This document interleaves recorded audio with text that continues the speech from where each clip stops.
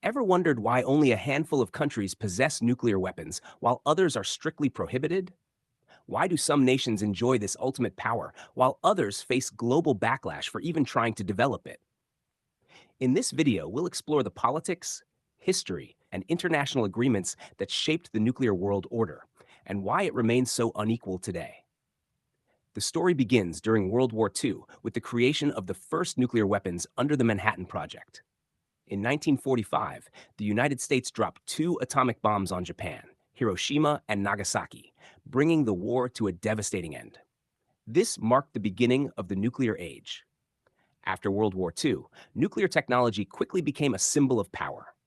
The Soviet Union tested its own nuclear bomb in 1949, followed by the United Kingdom, France, and China. These five countries would later become known as the official nuclear weapon states. During the Cold War, the US and the Soviet Union engaged in an arms race, building thousands of nuclear warheads. The world came terrifyingly close to nuclear war during the Cuban Missile Crisis in 1962. This period of tension made global leaders realize that nuclear weapons posed an existential threat to humanity. The need for regulation and control of these powerful weapons became apparent. But instead of eliminating them, the focus shifted to preventing more countries from acquiring them. In 1968, the world saw the birth of the Nuclear Non-Proliferation Treaty, or NPT. This international treaty had three main goals: prevent the spread of nuclear weapons, promote peaceful uses of nuclear energy, and eventually lead to nuclear disarmament. Under the NPT, five countries, the US, Russia, the UK, France, and China, were recognized as nuclear weapon states. All other countries that signed the treaty agreed not to pursue nuclear weapons in exchange for access to peaceful nuclear technology. But here's the catch: this created a nuclear hierarchy, where only a few nations were legally allowed to possess these powerful weapons, while the rest were expected to stay non nuclear. While the NPT was successful in limiting the number of nuclear states, it also sparked criticism. Many countries argue that the treaty is fundamentally unfair. It divides the world into nuclear haves and have-nots. Moreover, the nuclear-armed countries have not fully kept their promise of disarmament.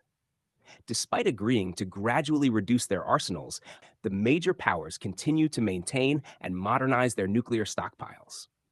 This double standard has made several countries question the credibility of the treaty and whether it serves the interests of global peace or just the power of a few. Despite the NPT, some countries have developed nuclear weapons outside the treaty. India and Pakistan never signed the NPT and tested nuclear weapons in 1998. Israel is widely believed to have nuclear weapons, though it has never officially confirmed it. North Korea was a signatory but withdrew in 2003 and conducted its first nuclear test in 2006. These countries argue that the NPT is biased and that nuclear deterrence is essential for their national security, especially in hostile regions. So, why don't more countries develop nuclear weapons? There are several reasons. 1. International pressure. The US, UN, and other powers use diplomatic, economic, and even military pressure to discourage countries from going nuclear. Number 2. Security guarantees. Some nations, like Japan or Germany, rely on protection from nuclear allies like the United States instead of building their own.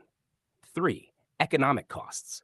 Developing nuclear weapons is extremely expensive and requires advanced technology and infrastructure.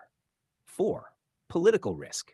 A country caught pursuing nuclear weapons secretly can face sanctions, isolation, or even military action, as seen in the cases of Iran and Iraq. The global nuclear order is often criticized for being full of double standards. Allies of powerful nations are often treated more leniently, while adversaries face harsh punishment for similar actions. For example, the West largely tolerates Israel's undeclared arsenal. But Iran, which says its nuclear program is peaceful, faces heavy sanctions. This selective enforcement fuels accusations that nuclear policies are more about geopolitics than genuine peacekeeping. The future of nuclear weapons remains uncertain. Some believe that nuclear deterrence keeps the peace by preventing wars between major powers. Others argue that the risks of accidents, escalation, or terrorism make disarmament essential. New threats like cyber warfare, rogue states, and emerging technologies are adding new layers of complexity to the nuclear debate. International movements, like the Treaty on the Prohibition of Nuclear Weapons, seek to ban nuclear weapons altogether, but major powers have refused to join. So, what's the solution? Stronger global cooperation is essential. Nuclear armed nations must take real steps toward disarmament. Transparency and fairness in nuclear policy are crucial. And most importantly, the voices of ordinary citizens, activists, and global institutions must be amplified to push for a safer future. Nuclear weapons are perhaps the most powerful force ever created by humans. But with great power comes even greater responsibility. The challenge now is to ensure that this power does not end up destroying us all. If you found this video insightful, make sure to like, share, and subscribe for more thought-provoking content on global issues and general knowledge.